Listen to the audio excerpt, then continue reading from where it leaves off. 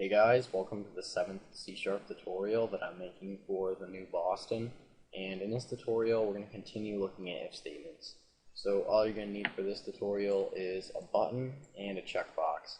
And once you have both of these on your form, just go ahead and double click on the button. Alright, so in the previous tutorial, we learned how to set up an if statement. So let's just create an if statement checking to see if the user checked the checkbox. So we're going to say if, and then checkbox 1, so for our checkbox. And then we're going to want to see if the checked property is equal to true. And the checked property is basically just a bool indicating whether the user has checked the checkbox. And then we're going to say if checkbox1.check equals true. Then we're just going to have a message box show saying the checkbox is checked. So messagebox.show. And then we're just going to say right here, the checkbox is checked. Alright, so let's just go ahead and debug and see if this works. Alright, so currently the checkbox isn't checked. So when we click this button, we shouldn't get a message box. But when we do check this checkbox, we should, because if checkbox1.checked equals true, well, it's checked, so then we're going to get that message box. Yep.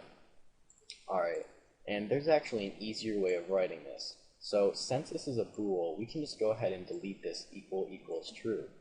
And doing this, just if checkbox1.checked, is the same as saying if checkbox1.checked equals true. So let's just go ahead and debug and see if it works the same. So currently the checkbox isn't checked, so we shouldn't get this message box when we click the button. Nope, but when we do check the checkbox and click the button, we should get a message box saying the checkbox is checked. Because if the checkbox is checked, then we'll get a message box saying the checkbox is checked. Alright. Well, what if you wanted to say if checkbox1.check equals false? Well, what you can do is just put an exclamation point right at the beginning. And this is the exact same as saying if checkbox1.check equals false.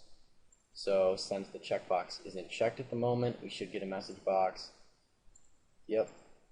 If the checkbox is checked, then we won't get a message box. Because if checkbox 1 isn't checked, then we're going to get a message box. But if it is checked, then we won't. Alright. And you can do this with any bool. So if we were to go ahead right here and just create our own bool, let's call it bool, my bool, and set it equal to true. So we can just say if, and then my bool, then we're just going to have a message box show saying true. So we're just going to say right here, my bool is true. Alright, so if my bool is true, and this is just the same thing as saying if my bool equals true, then we're going to get a message box. And since my bool is equal to true, then we're going to get a message box. Yep.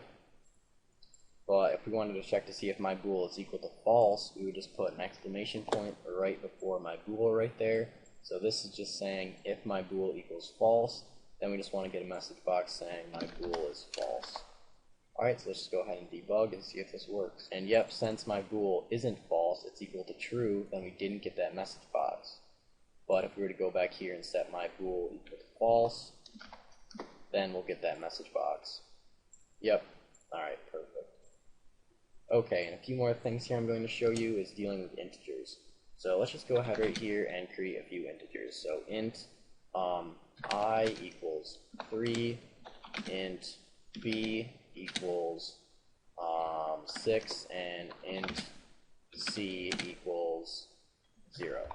Alright, so let's just go ahead here and create a couple if statements checking to see which is greater than the other. So we can just go ahead right here and say if I is greater than C, then we'll just have a message box show saying I is greater than C. So we'll say I is greater than C. Alright, so basically what this is doing here is it's checking to see if integer I is greater than integer C. And since I is equal to 3, is 3 greater than 0? Yes, it is. So we're going to get a message box saying I is greater than C. Yep, I is greater than C. And you could just put a number here if you wanted to. So if we wanted to see if I is greater than 2, is I greater than 2? Well, yes, it is. So we're going to get a message box. If we put, is I greater than 6? No, it's not. So we're not going to get a message box. And we could also do less than. So is I less than 6? Yes, it is. So now we're going to get a message box. Yep. And we could compare other integers as well. So if we wanted to say, is I less than b, and since b is equal to 6, we'll get this message box. Yep, perfect. Alright, and there's also something called less than or equal to. So if we were to just put an equal sign here, it's the same as saying if I is less than or equal to b, then we'll get a message box. So if we just debug here, is I less than or equal to b? Yes, it is. But b is equal to 6. So if we were to just put a 6 here, we'd say if 6 is less than or equal to b, then we should get a message box. And since 6 is equal to b, we'll get a message box. Yep. But if we were to just do regular, is 6 less than b? No, it's not, because they're the same. Yeah, we won't get a message box. And you can also do greater than or equal to. So is 6 greater than or equal to b? Well, it's equal to b, so we should get a message box. Yep, and if we were to put like 100 here, is 100 greater than or equal to b? Well, 100 is greater than 6, so we're going to get a message box. Alright, so those are pretty simple. There's not really much explaining to do on those, but that's pretty much it for this tutorial, so see you guys.